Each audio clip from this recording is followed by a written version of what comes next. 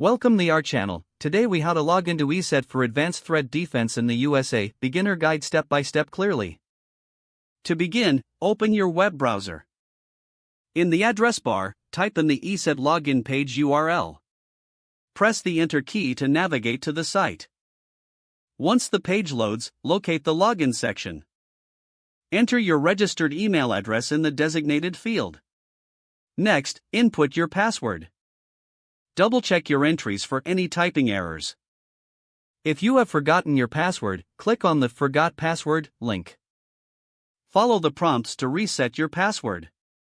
Once all information is verified, click the Login button. Wait for the page to refresh and display your account dashboard. On the dashboard, navigate to the Advanced Threat Defense section. Review the available options and settings. To enable or configure advanced threat features, click on the relevant links. Make the necessary adjustments as per your preference. After making changes, ensure to save your settings. If prompted, confirm any actions taken. You are now logged into ESET for Advanced Threat Defense. Feel free to explore other features and tools available on the platform.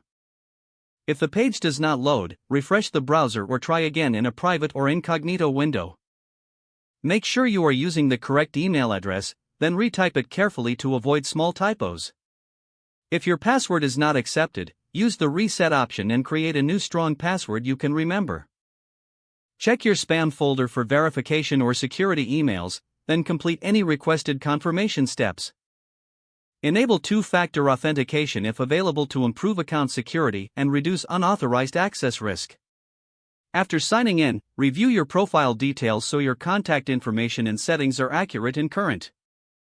If you see an error message, note it down and try again after restarting your device and internet connection.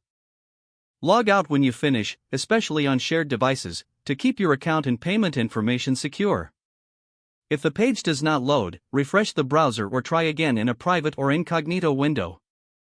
Don't forget to like this video and subscribe to our channel for more step-by-step tech guides.